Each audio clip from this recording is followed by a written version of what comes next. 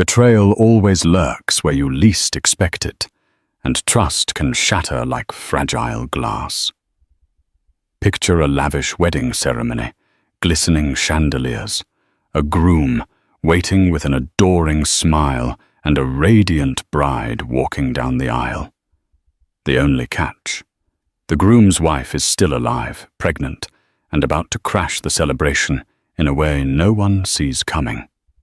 In a swirl of secrets, shifting loyalties and hidden agendas, this story isn't just about one moment, it's about everything that led to it. Get ready for a heart-stopping drama, filled with deception, power plays, and the most jaw-dropping twist of all. Michael Donovan was born into privilege, but shackled by pressures he never fully understood. His father, Leonard Donovan, was the founder of Donovan Holdings, a multinational conglomerate with stakes in real estate technology and luxury goods. From a young age, Michael had the best tutors, the finest clothes and invitations to galas, hosting CEOs, politicians, and artists. The future was carved out. For him, he would inherit the family empire, become the figurehead of Donovan Holdings, and continue the legacy his father had so painstakingly built. Yet behind the gold-plated gates and marble floors of the Donovan mansion, Michael rarely found true peace. Even as a boy, he could sense the tension that came from being an only child. Every action of his was scrutinized by tutors, staff, and most of all by Leonard himself. His mother had passed away when Michael was 12, leaving him alone in the labyrinth of wealth and expectation. The burden of carrying the Donovan name grew heavier each year. When Michael was 24, fresh out of Harvard Business School, his father's alma mater, Leonard, set him up for the next logical step in the family plan, an arranged marriage to Penelope Gray, daughter of the well-respected Gray family. The Grays owned a series of successful private hospitals across the United States, and the union promised to unite two formidable dynasties. Penelope was beautiful with sharp green eyes and a gentle demeanor. They met briefly at a corporate fundraiser organized by UNICEF. Their families had orchestrated every detail, believing this alliance would strengthen both of their businesses and unify old family connections dating back generations. Though Michael and Penelope found each other attractive, their relationship was neither deep nor romantic at the start. They were two strangers brought together by wealth, power, and an intricate tapestry of obligations. Still, Penelope had a kind heart. She strove to make their marriage more than just a transaction. As they lived together, she discovered Michael's sensitivity beneath his stoic exterior. He was an introvert who found solace in reading detective novels and classical music. She loved philanthropic work, especially volunteering at children's hospitals. Slowly, they built a fragile bridge of mutual respect and tentative affection. Their wedding was a grand affair. Close to 1,000 guests attended, business tycoons from New York, celebrities from Los Angeles, philanthropic luminaries from London. Even Bill Gates was rumored to have sent a rare book on business strategy as a wedding gift. For a moment, Michael thought he could settle into this new life with Penelope, forging a genuine bond that transcended the business contract. Yet as soon as the honeymoon euphoria faded, reality took hold. He had an empire to manage, and a father who, despite recent signs of failing health, still dominated every business decision. At first, Michael tried to juggle his father's demands, the expectations of the board, and the new responsibilities of being a husband. But the pressure was immense. He found himself drawn into late-night work sessions, overseas conferences, and endless strategic meetings. Penelope, for her part, tried to be understanding, but the distance between them slowly expanded. Then tragedy struck. Leonard. Donovan suffered a severe heart attack. He survived, but was left in a precarious state of health that demanded rest and strict medical attention. He started delegating more and more control of Donovan Holdings to Michael. Under the weight of this abrupt shift, Michael grew increasingly stressed. Penelope was his pillar of emotional support in the beginning, but he pushed her away out of frustration, guilt, and fear of failure. Their once budding closeness was overshadowed by boardroom drama and worry for Leonard's health. Days turned into weeks, weeks into months, and Michael stumbled into a fateful decision that would turn everyone's world upside down. He had hired a new advisor, Elise Carter, a brilliant but fiercely ambitious woman known for her uncanny ability to predict market shifts. At the time, nobody realized she would become the catalyst for a tangled web of secrets. Elise Carter was not born into wealth. She fought tooth and nail for every bit of success she achieved. Raised in a modest household in Detroit, she clawed her way through scholarships and part-time jobs to graduate top of her class at Stanford University. After that, she made her mark at a renowned investment firm, surprising superiors with her talent for analyzing financial markets. Word spread in corporate circles about this brilliant, driven woman, someone who could analyze complex data and offer near-prophetic insights. It wasn't long before Donovan Holdings headhunted her to be Michael's personal financial advisor. From the moment Elise stepped into Donovan Tower, she commanded attention. She had an air of self-confidence that both intrigued and intimidated those around her. She was tall, poised, with a voice that hinted at unwavering conviction. Elise did not hide her ambitions. If anything, she wore them like a badge of honor. Michael initially respected Elise's acumen. He found in her an ally who shared his drive to excel and expand Donovan Holdings' influence. Elise's ideas were fresh. She suggested exploring renewable energy opportunities in the Middle East and investing in cutting-edge biotech startups. As Michael was grappling with the heightened responsibilities left by his father's illness, Elise quickly positioned herself as indispensable. Late nights in the boardroom, strategy discussions that bled into dinner meetings and overseas trips where they had to attend crucial summits together. All these forged a strong rapport between them. But the line between professional respect and personal attraction can blur in high-pressure environments. Michael found himself drawn to Elise's confidence and how effortlessly she seemed to navigate the high-stakes corporate world. She was different from Penelope, who, despite her caring nature, sometimes shrank from the cutthroat realities of business. Penelope was kind, yes, but she lived for charitable causes and quiet companionship. Elise, on the other hand, matched Michael's hunger for business success, feeding his adrenaline with each new venture. It started innocently enough. Elise would ask if Michael wanted to grab coffee after a meeting. Then she'd share personal stories about her upbringing, how she was always told she'd never make it in a world dominated by old money. Michael admired her fighting spirit. Late night after late night, they lingered over conversation that slid from corporate to personal. An electric tension formed, unspoken but undeniable. One evening, they were working on a proposal to partner with a major Saudi Arabian investment fund. As hours ticked by, documents were strewn across the conference table, laptops flickering, the city lights shimmering through the glass walls. Michael rubbed his eyes, exhausted. Elise placed a hand on his shoulder. "Take a break," she said softly, her usually firm voice gentler than usual.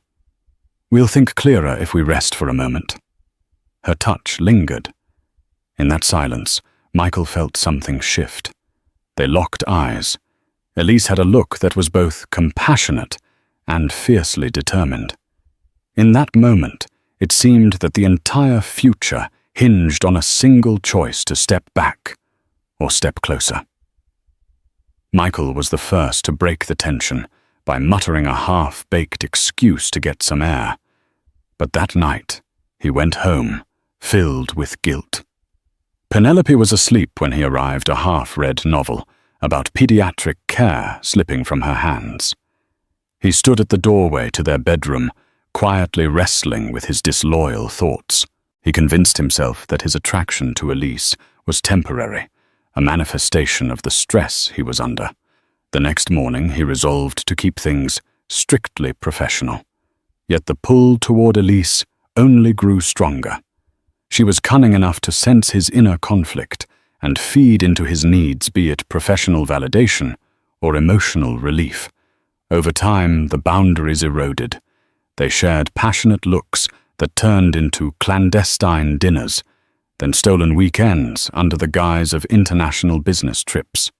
While Penelope dutifully tended to Leonard, ensuring he received proper medical care, Michael found excuses to travel abroad with Elise. It was the classic story. Michael told himself it was harmless, that he had everything under control. Elise convinced him to keep it secret for the sake of business. They couldn't afford any scandal. In reality, Elise intended to gain more than just his affection. She saw a pathway to power that only Michael, as heir to Donovan Holdings, could provide. Thus began an affair built on illusions and betrayal. Michael never intended to divorce Penelope, but he was addicted to the thrill Elise provided. Penelope, who was also dealing with her own insecurities and secret battles, suspected something was off, but couldn't pinpoint it. She was preoccupied with her father-in-law's failing health and her philanthropic work. Little did she know her world was about to fall apart in ways she could never have imagined. Penelope's life revolved around quietly ensuring the well-being of those she cared about. As Leonard Donovan's health rapidly declined, she took it upon herself to work closely with his team of doctors and arrange the best facilities for his treatment. She even leveraged her connections from the Gray family's hospital networks to bring in specialists with global reputations. In the chaos of board meetings, medical appointments, and Michael's increasingly distant behavior, Penelope forgot something crucial. She forgot to watch out for herself. When she first noticed Michael's absences, she chalked it up to corporate responsibilities. The man was basically running Donovan Holdings alone, while Leonard was incapacitated. Penelope tried to be understanding. She knew the empire demanded everything from him, just as her own father's business had consumed her childhood. She called Michael's office, sometimes wanting to hear his voice. On many of those occasions, Elise answered, stating that Michael was occupied with an urgent matter or in a meeting that couldn't be interrupted. It wasn't until Penelope found a lipstick-stained coffee cup in Michael's private study that her suspicions intensified. Who else had been there alone with her husband late at night? Confronted with the possibility of an affair, she was torn between denial and heartbreak. She decided to stay silent for a while, hoping that any momentary lapse of judgment on Michael's part would pass. She believed in her marriage vows, in the sanctity of their bond.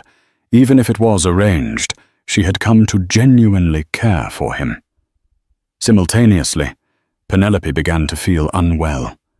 She was more tired than usual, and certain smells like the disinfectant in the hospital hallways made her nauseous. She assumed it was stress, a reaction to the emotional and physical toll of caring for Leonard. Weeks went by, and a suspicion tugged at her mind. Finally, she decided to see a doctor from her family's hospital. The results were shocking. Penelope was pregnant. Though overjoyed at the thought of a baby, she also felt a rising tide of panic. What if the rumors were true? What if Michael was with another woman? How would a baby fit into an already fractured marriage? She wrestled with these questions alone in the hush of her bedroom. Her father, Quentin Gray, a reserved man with a focus on hospital expansions, would be both elated and worried if he found out.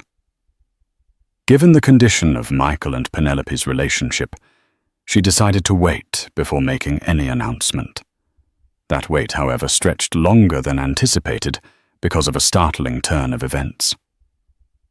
One morning, Penelope noticed that Leonard's health was deteriorating faster than expected. He seemed to slip into incoherence. Concerned, she sought a second opinion. The doctors confirmed her worst fears. The stress of running Donovan Holdings through Michael, coupled with the strain of his own regrets and unspoken burdens, was hastening Leonard's decline. They recommended a long rest at a specialized rehabilitation facility in Switzerland. Penelope made the arrangements quietly. Leonard was whisked away in a private medical flight. Michael was already abroad on business, ostensibly in Dubai, for a high-stakes meeting, but likely accompanied by Elise. Penelope's messages to her husband went unanswered for days. In his absence, she took on the responsibility of ensuring Leonard's smooth transfer to the Swiss facility. She rarely ate, rarely slept, waiting for Michael to return to share the news of her pregnancy to figure out how to rebuild their marriage. But he didn't return calls, or if he did, it was short, curt, and overshadowed by urgent business matters. In this fragile state, Penelope decided to leave the Donovan mansion temporarily for some time alone. She packed a small bag and slipped out in the early morning, heading to a secluded property owned by her side of the family, a lakeside cabin in the Adirondacks. She needed to think, to reflect on whether she should confront Michael or even consider leaving him if the rumors of infidelity proved true. Deep down, she still hoped for reconciliation, but fear was beginning to drown her optimism. No one from the Donovan household knew where she was. She left a cryptic note to the housekeeper, saying she needed a short break to clear her head. And that was it. She vanished from Michael's world at the moment when communication was most crucial. Over time, her phone died. She forgot her charger in her haste. In the silence of the lake, Penelope felt strangely liberated. For the first time in ages, there was no corporate crisis, no father-in-law's medical emergency, and no unsolved questions about her husband's fidelity, at least not within immediate reach. Days turned into weeks. What Penelope didn't know was that her body was undergoing changes far more dramatic than she realized. The pregnancy wasn't just a single baby. She was carrying triplets. This complication began to manifest in sudden dizziness and an unexpected fainting spell by the lakeshore. Penelope's housekeeper, alarmed by her sudden disappearance and lack of contact, eventually reached out to the Gray family, who then initiated a private search. She was found barely conscious in the cabin, and paramedics rushed her to the nearest hospital. By the time Penelope stabilized, the doctors discovered the triplets and recommended specialized prenatal care. With her stress levels so high, the pregnancy was high risk. In the chaos of it all, Penelope lost track of everything that was happening with the Donovans. She didn't know that Michael had kept up appearances of a stable marriage in front of the media. She didn't know that Elise was weaving her web tighter around him. And crucially, she didn't realize that her absence provided the perfect cover for the biggest betrayal, yet a secret wedding. Weeks passed, and Michael's guilt over his affair with Elise morphed into a distorted form of acceptance. Part of him believed that Penelope had abandoned him when she left without notice. There was no explanation, no phone call. He had no idea she was battling health issues, much less pregnant. Elise used Penelope's absence to her advantage, discreetly seeding doubts in Michael's mind. "She was never truly invested in your struggles," Elise would say. "She vanished when the going got tough." Michael, blindsided by hurt and pride, chose to believe Elise's narrative instead of digging deeper. Meanwhile, with Leonard gone to Switzerland and Penelope nowhere to be found, the Donovan board members and shareholders grew restless.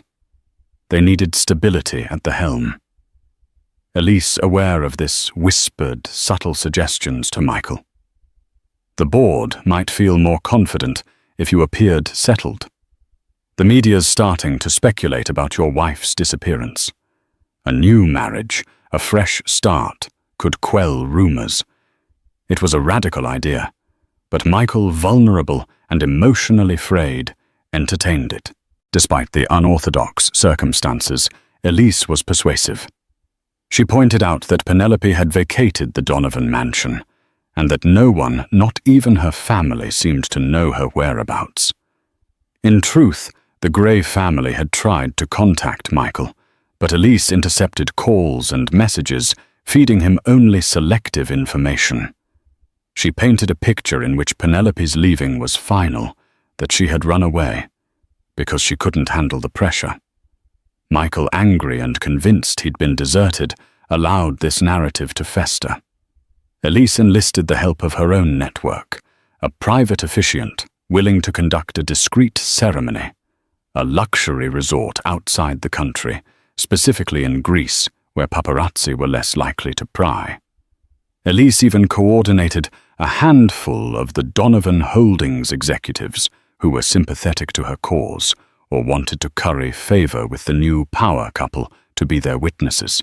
In an insane twist, Michael rationalized that a quick, quiet wedding was the best route to stabilize Donovan Holdings' image.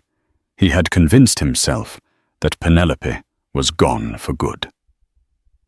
On a balmy afternoon, overlooking the sparkling waters of Mykonos, Michael stood at the resort's makeshift altar.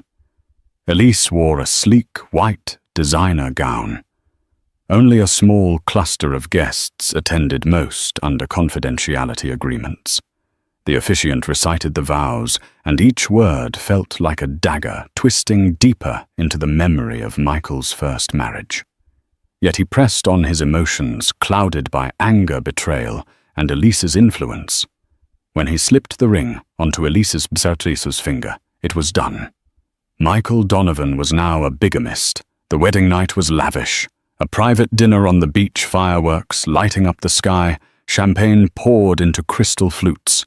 Elise played the part of the triumphant bride, ignoring the fact that on paper her union might not even be legally valid.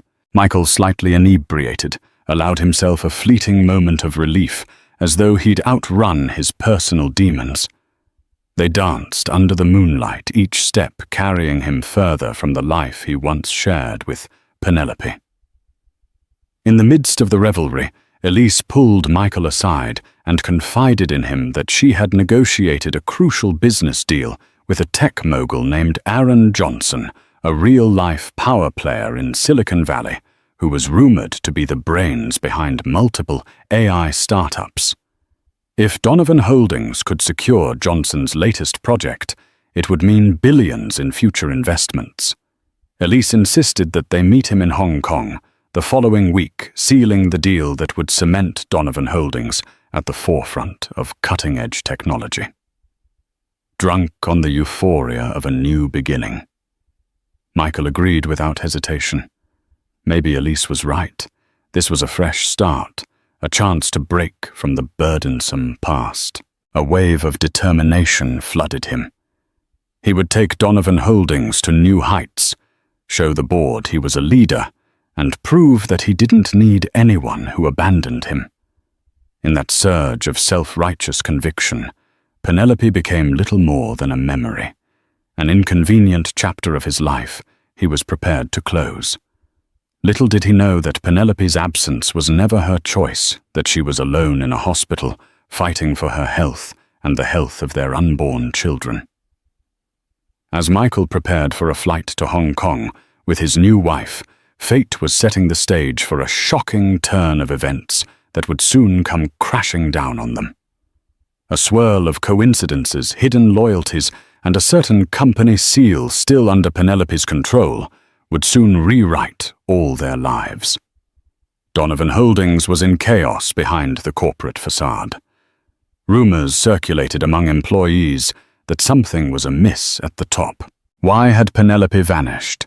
Why had Michael traveled repeatedly to far-off locations?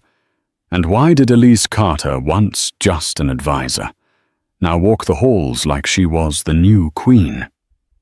Most employees avoided open speculation for fear of repercussions, but gossip thrived in hushed corners of the cafeteria, in quick glances at passing executives, and in water-cooler whispers. Board members, particularly the older ones who had been loyal to Leonard, were troubled. While Michael held the position of CEO, Leonard had always safeguarded final authority through a special clause in the corporation's bylaws. This clause stated that the official Donovan Holdings seal, an antique signet ring, custom-made for the original founder, was required to validate certain major decisions, especially those involving mergers, acquisitions, or large-scale investments.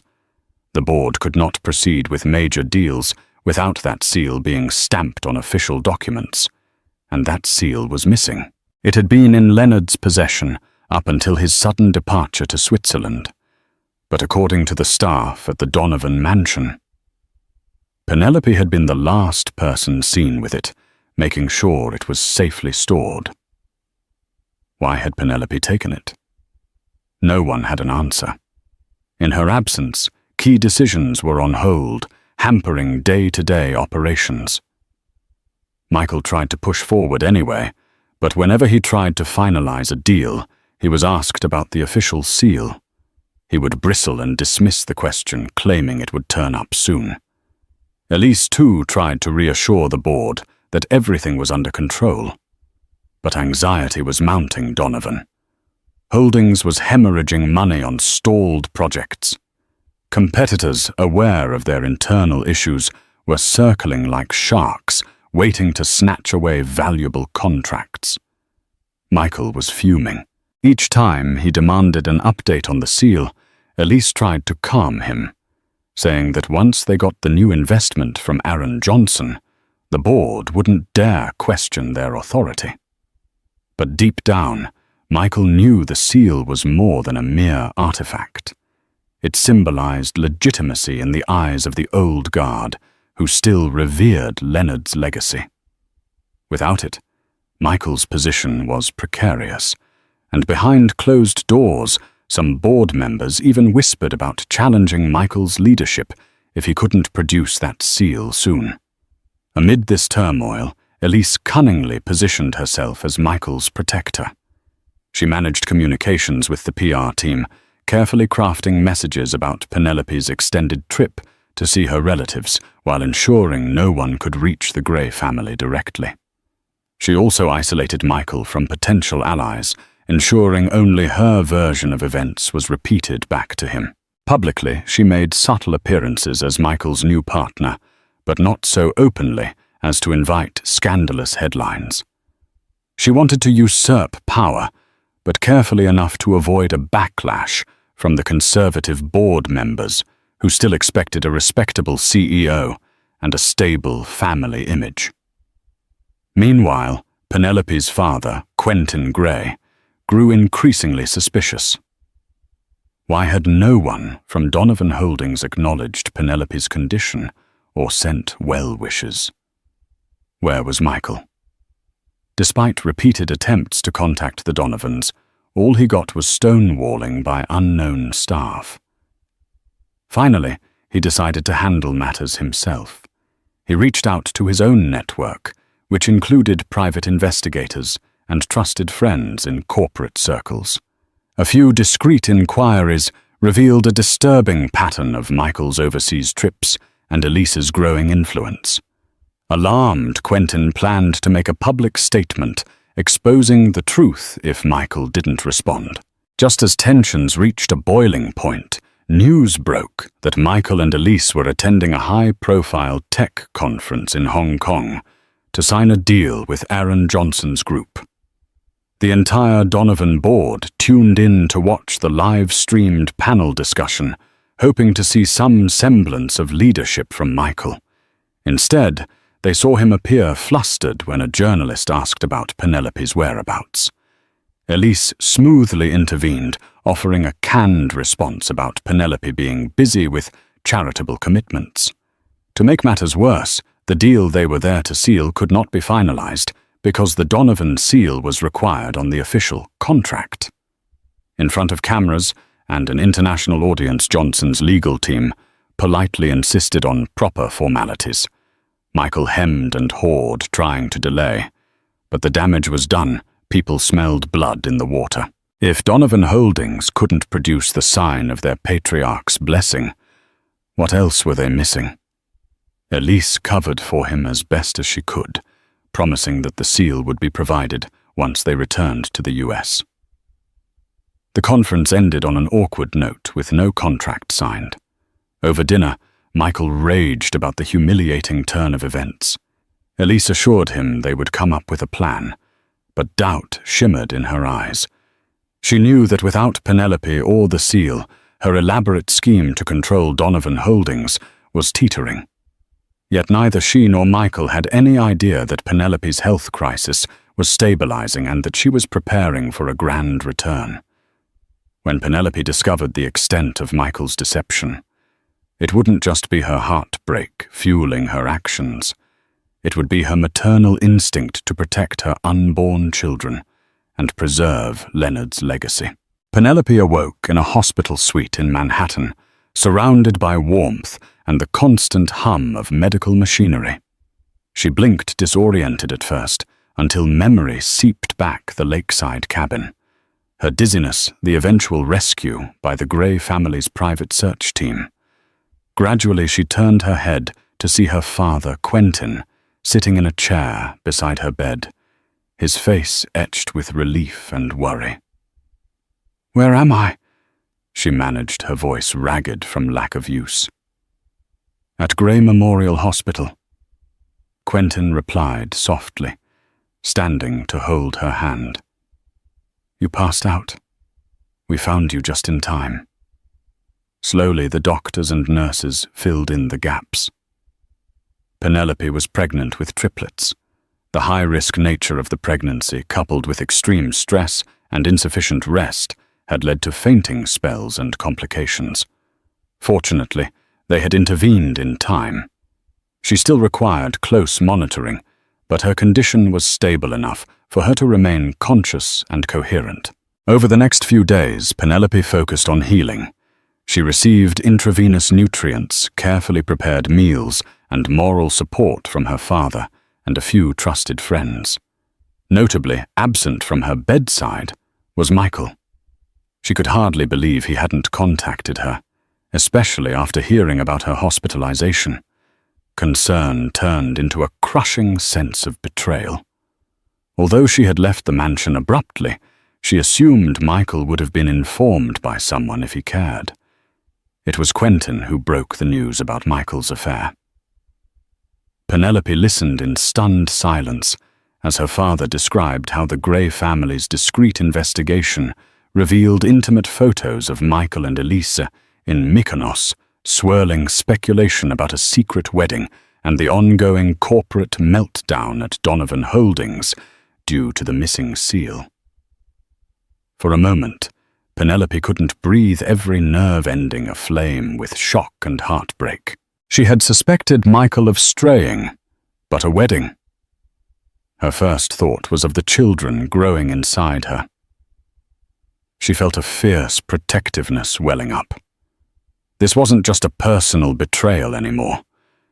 It was a direct threat to her unborn baby's future and their rightful claim to the Donovan legacy. She also thought of Leonard in Switzerland recuperating. How would he react if he knew his own son had committed such a blatant act of dishonor? Penelope swallowed her tears, bracing herself for the fight she knew lay ahead. It was then that she recalled the old signet ring, the Donovan seal.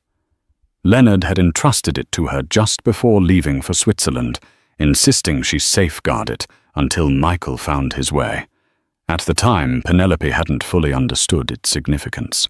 Now she realized it was a powerful key, not just a family heirloom, but a linchpin of corporate authority.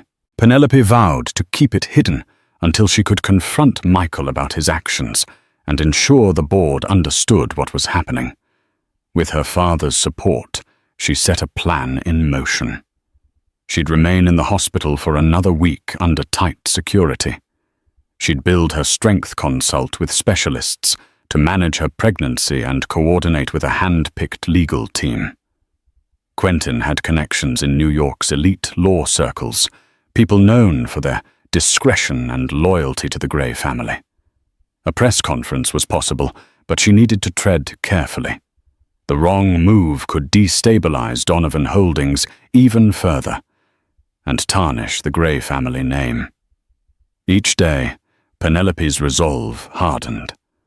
Her heartbreak over Michael twisted into a cold determination to protect her children and Leonard's legacy.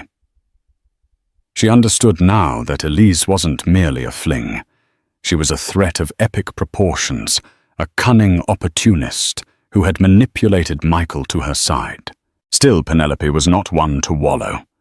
She summoned the best maternal instincts she had, rallying her physical and emotional strength.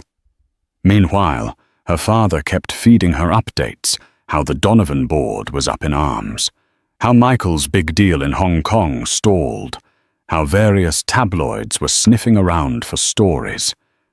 Penelope realized that if she returned with no evidence or strategy, Michael and Elise could spin any narrative they wanted. This time she would not be blindsided. In the quiet hours of the evening, Penelope would rest her hands on her belly, feeling the faint fluttering of life within. She whispered promises to her unborn babies about the world she would provide for them, a world free from the treacherous manipulations of Elise Carter. She also prayed for Leonard's health, hoping he'd recover enough to see the family united once more under a banner of integrity, not deceit. As days passed, Penelope's condition improved. The doctors deemed her stable enough to leave in a few days' time, with the caveat that she continue to avoid high stress. Penelope merely smiled at that suggestion. Stress was inevitable, given the storm waiting for her beyond these walls. Yet she felt a growing fire in her heart. She had the company seal the rightful claim as Michael's wife and 3 unborn children who deserved the Donovan name. She would return, and when she did, no one would stand in her way. In Hong Kong, the trip that was supposed to secure Donovan Holdings' future turned into a quagmire of delays and anxiety. Michael had extended the trip under the pretense of salvaging the deal with Aaron Johnson, but every meeting ended the same way. Johnson's legal advisors requested the Donovan seal, and Michael tried to stall. Elise, sensing the walls closing in, spent her days scrambling between negotiations, phone calls to the board back home, and attempts to keep the media from unearthing their secret nuptials. The strain on their relationship was palpable. The once thrilling affair lost its luster in the face of looming catastrophe. In an upscale suite on the top floor of the Peninsula Hotel, Michael slammed his laptop shut after another disappointing Zoom call with the Donovan board. His hair was rumpled, his eyes bloodshot. Elise paced the suite's plush carpet phone, in hand, scanning the latest news feeds for any leaks about Penelope or the missing seal. "I can't believe this is happening," Michael fumed. "The board is practically threatening to invoke a clause to remove me as CEO if I don't produce that damned seal." Where the hell did Penelope go? Elise's lips tightened. She resented that, even in her moment of triumph, Penelope's name still loomed large. "I'm doing everything I can," she said, forcing calm into her voice. "We've checked with everyone in her social circle, her charities, even those snobby clubs she used to frequent." No sign of her. Michael glared out the window at the glittering Hong Kong skyline. "You said she ran off, that she couldn't handle the pressure." "Maybe she's with the Gray family in some fancy estate in Europe." Elise felt a twinge of panic. The Gray family's resources were vast, and if they were protecting Penelope, there was little Elise could do from across the world. Before she could reply, Michael's phone buzzed. He snatched it off the coffee table. The caller was one of the senior board members, James Muller, an old friend of Leonard Donovan. James's voice crackled over the speaker. "Michael, I hate to bother you, but we have a problem. Well, another problem. Quentin Gray has made contact with the board. He claims Penelope is in New York, alive and well, and she wants to address the board in person." Michael's heart pounded. She's alive and well. What is she playing at? Why hasn't she called me? James hesitated. She's requested an urgent board meeting. She says she has crucial information about the future of Donovan Holdings. She also mentioned she's in possession of the family seal. A wave of confusion and anger swept over Michael. So Penelope had the seal all this time, Elise's nails dug into her palms. This was the worst-case scenario. If Penelope reappeared with the seal, Michael's entire house of cards could topple. The secret wedding would come under scrutiny. The board might question his judgment. And worse, if Penelope chose to go public about his betrayal, Donovan Holdings could lose face in front of investors. Michael ended the call, his mind racing. Elise searched his expression, trying to gauge the level of crisis. "What did he say?" she asked, voice tense. "Penelope's apparently coming back," Michael replied, eyes dark and brooding. "And she has the seal." They stood there for a long moment, the tension in the room thick enough to cut with a knife. Elise, always the strategist, broke the silence first. "We need to get ahead of this. If Penelope shows up at the board meeting, we have to paint her as unstable or manipulative. We say she stole the seal. We show your new marriage as legitimate. You have to come off as the victim." Michael clenched his jaw. Part of him balked at the idea of publicly smearing Penelope. They had shared a life, even if it was arranged at first. Yet Elise's logic was ruthless but sound from a purely tactical standpoint. The board meeting would be a battlefield, and they needed to prepare their defense or risk annihilation. He rubbed his temples. "Fine. But we need to return to New York immediately." Elise nodded, her posture firm, as she began texting their travel agent. "We'll leave tomorrow morning on the earliest flight. I'll arrange a press release that you're cutting the trip short for urgent family matters. That should keep speculation at bay for at least a few days." Michael sank onto the sofa. His thoughts drifted to Penelope. Why had she vanished? Why had she reappeared now? And if she truly had the seal, what else did she plan to do with it? Part of him felt guilty. Was she in trouble all this time, while he assumed the worst of her? But the guilt was quickly swallowed by apprehension over the looming confrontation. He had made choices he couldn't take back, locked himself in a marriage to Elise. Perhaps he was too far gone. Outside, the neon lights flickered in the Hong Kong night, as though mocking the illusions he had built around himself. The storm clouds were gathering, and they would soon break over New York in a downpour of secrets, lies, and harsh truths.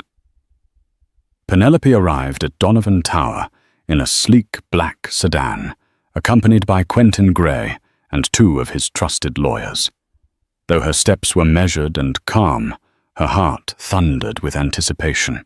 She wore a simple yet elegant navy blue maternity dress that revealed the gentle curve of her belly, a silent testament to the life growing within her. Clutched in her right hand was a small velvet pouch containing the Donovan seal, the symbol that the entire corporation was desperately seeking.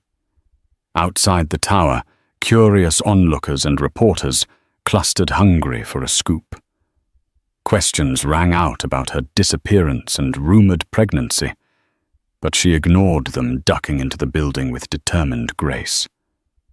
The boardroom was already buzzing with tension. Penelope could hear murmurs inside her name, the seal the possible scandal. She drew a deep breath before stepping in. All eyes shifted to her as she entered. She felt a mix of sympathetic, curious, and wary gazes from the directors. At the head of the table sat Michael, rigid as a statue, with Elise standing protectively behind him. Seeing Elise in the boardroom was jarring, but Penelope steeled herself. She had mentally rehearsed this moment a dozen times. Michael managed rising to his feet. His voice held a tremor of conflicting emotions. Anger, relief, maybe even guilt.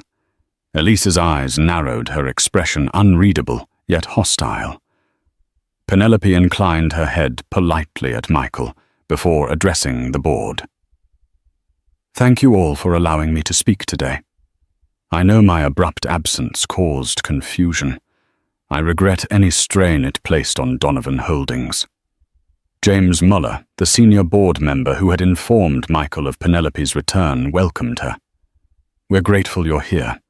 The company has been at an impasse waiting for that seal. And of course, your explanation." Penelope glanced at Michael and Elise, summoning her courage. "I've been under medical care for the past few weeks," she began, her tone steady. "During that time, I discovered I was pregnant. With triplets." The board members exchanged startled looks. Michael paled, while Elise's composure visibly faltered. Penelope continued. "Before Leonard left for Switzerland, he entrusted me with the Donovan seal. He wanted me to protect it until Michael was ready to assume his responsibilities with integrity.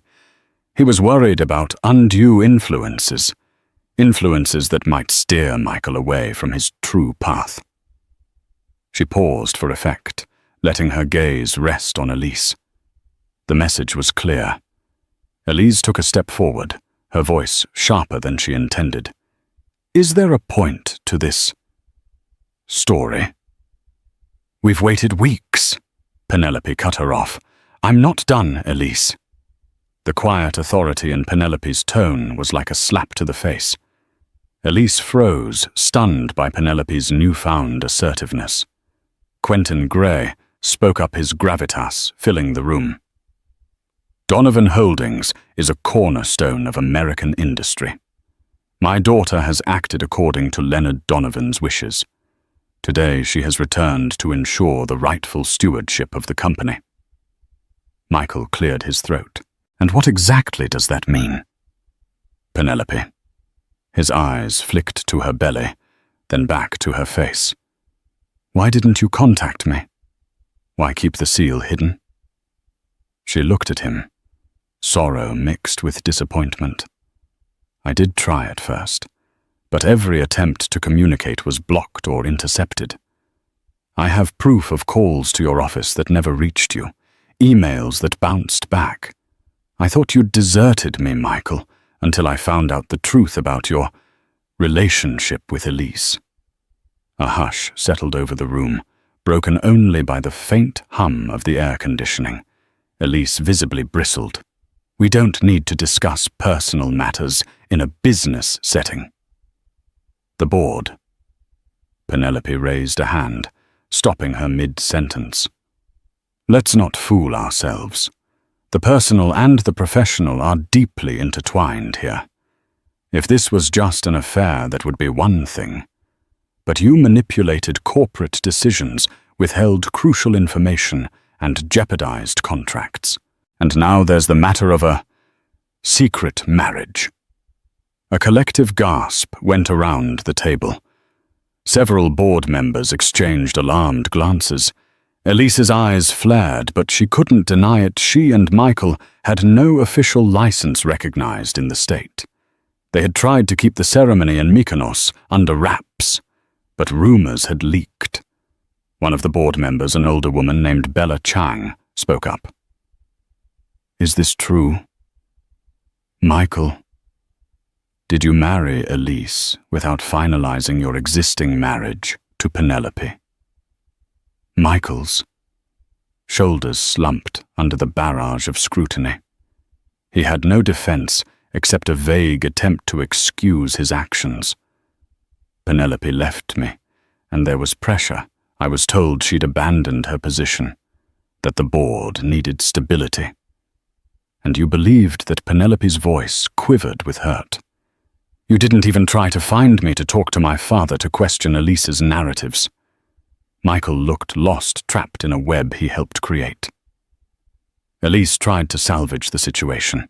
We can work through any misunderstandings, but as far as the board is concerned, we need that seal to finalize the partnership with Aaron Johnson.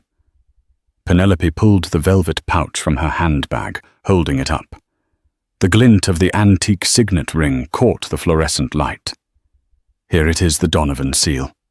She set it on the table carefully. I'm willing to provide it under one condition, that we protect Leonard's wishes and that any further leadership arrangement of this company respects my rights as Michael's legitimate wife. A wave of murmurs crossed the room. Bella Chang nodded in agreement, her respect for Penelope's stance evident.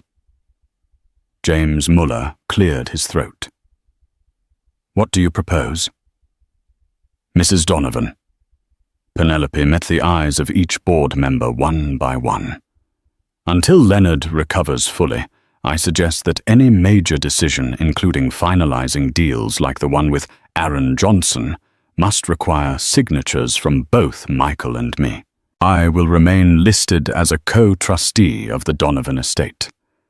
If Michael wishes to salvage his position here, he must acknowledge me and our children publicly as part of the Donovan family. Elise flinched, as if struck. Michael stared at Penelope in conflicted silence. He knew the board would likely support Penelope's demand. She was carrying the heirs to the Donovan legacy after all, and had the seal. Despite everything, Michael felt a strange relief. Part of him wanted a way out of the corner he'd boxed himself into. One of the lawyers accompanying Penelope stood. We've prepared documents that formalize this arrangement. We ask for a vote from the board. If approved, we can proceed with finalizing any pending deals. All eyes turned to Michael. Defeated, he picked up a pen. Fine, he said quietly. Let's vote. The board's decision was swift. Penelope and Michael would co-lead Donovan Holdings, and Michael was to publicly reaffirm Penelope as his wife and the mother of his unborn children. Elise stood frozen rage, simmering beneath her calm facade. After months of scheming, she'd lost everything in a single meeting. To steady the ship and pacify investors, a press conference was arranged. Penelope meticulously prepared, choosing a tailored white suit that complemented her growing belly. She rehearsed her speech, determined to strike the perfect tone between strength and diplomacy. On the morning of the event, she and Michael shared a car ride for the first time in months. Michael broke the silence. Penelope, I'm sorry. For everything. She cut him off gently, eyes fixed on the passing city. We'll talk later. Let's focus on the company first. Arriving at Donovan Tower, cameras flashed wildly as they stepped out. Reporters shouted questions, but security quickly ushered them inside. The atrium buzzed with anticipation, executives and journalists watching closely. At the podium, Penelope began with poise. I'm Penelope Gray Donovan. I'm here to address recent speculation regarding Donovan Holdings. Let me begin by saying my husband and I are united in our dedication to this company's future. Leonard Donovan remains in recovery, and we continue to honor his legacy. She paused, then delivered the headline. During my absence, I learned I was pregnant with triplets. A murmur rippled through the room, cameras erupting again. I required medical care and rest. Now I'm back and ready to resume my role in guiding this company forward. Michael stepped in beside her. I'm grateful Penelope is safe. We are committed to Donovan Holdings together. His voice was steady, his hand on her shoulder, a carefully choreographed show of unity. The crowd relaxed until a journalist raised a pointed question. "Donovan, can you confirm the rumored wedding in Greece with Elise Carter?" Tension crackled in the air. Elise, standing in the shadows, stiffened. Michael swallowed. "There was a private event overseas, but it has no legal standing. My wife is Penelope Gray Donovan. I regret any confusion." Penelope's expression didn't flinch, but her silence spoke volumes. "To conclude," she said firmly, reclaiming the mic, "we thank you for your support. Donovan Holdings will continue pushing forward with strength, innovation, and integrity." As the press conference wrapped up, Michael and Penelope exited swiftly, reporters trailing behind. Elise lingered near the side entrance, barely noticed. Her reputation was in ruins, but she wasn't finished. She still had access to confidential documents, and if she couldn't have the company, she would make sure to take a piece of it with her. Meanwhile, Penelope walked down the tower steps with one hand on her belly, shielding her unborn children from the storm around them. Her mind raced with uncertainty. Michael had publicly acknowledged her, but could she ever trust him again? Was he truly remorseful, or just trying to save face? The spotlight faded behind her, but Penelope's mission was only beginning. As she whispered to her unborn children, "I'll protect us no matter what," she knew this was far from over. In the days after the press conference, Donovan Holdings stabilized. Investors relaxed, the board aligned behind Penelope and Michael, and public confidence returned. But inside the Donovan mansion, tensions lingered. Penelope moved back, but not into Michael's bedroom. She focused on her health and the babies. Michael, weighed down by guilt, kept his distance. Elise, stripped of her influence, remained in a peripheral office. Few realized how dangerous her desperation had become. One evening, Penelope was finishing a call with her father when Michael knocked on her study door. He looked unsure, holding a folder. "It's about us and the company," he said. "These are letters from my father. He said if I lost my way, the seal should stay with you. He trusted you." Penelope's voice was calm but firm. He was right to. Michael's shoulders sagged. "I'm sorry, Penelope. I didn't know you were in danger. Elise shut you out, and I let her." "You believed her lies without question," Penelope replied. "I nearly lost our children. I'll do whatever it takes to earn your forgiveness." Before she could respond, a crash echoed from the hallway. They rushed out to find Elise near the front door. Security guards holding her by the arms. She clutched a black leather bag like it contained her soul. "What's going on?" Michael demanded. "She was trying to leave with confidential company files," a guard explained. "Let me go," Elise snarled. "You think you can humiliate me and toss me aside? I made Michael into a leader. I deserve more than this." Michael stepped forward. "You manipulated me, lied, used me. I'll leak everything," Elise spat. "Your father's deals, your internal memos. Pay me what I'm worth, or I'll destroy this company." Penelope stepped in steady despite the turmoil. "You're threatening blackmail, Elise. That alone will bury you." "You think I won't do it?" Elise hissed. A guard swiftly seized the bag. Inside were USB drives, printed communications, and documents tied to sensitive negotiations. Penelope handed them back to security. "Call the police. She's leaving with stolen property." Elise's confidence cracked. "Michael, don't let them arrest me. You know I never meant to." Michael's jaw tightened. "You made your choice." As the guards escorted Elise out, Her screams echoed down the marble hallway. Penelope slumped into a chair, shaking. Michael knelt beside her, concern etched on his face. "You okay?" She nodded, breath shallow. "Yes. But it's over. Finally." Michael exhaled slowly. For good this time. He reached for her hand. She didn't pull away, but she didn't grip back either. Outside, the storm had passed, but a long road still lay ahead. And so, with Elise Carter taken away in handcuffs and the Donovan seal finally back where it belonged, Michael and Penelope emerged to rebuild what had been broken. Their journey forward wouldn't be free of heartache or challenge, but it would be built on truth and renewed commitment, a vow far stronger than any secret ceremony could ever be. With the Donovan legacy secured and 3 babies on the way, their story stands as a reminder that love, loyalty, and integrity can withstand even the most devastating betrayals. If you've been hooked by this tale of power, betrayal, and redemption, don't keep it to yourself. Hit that like button, share this video with your friends, and subscribe to our channel for more captivating stories.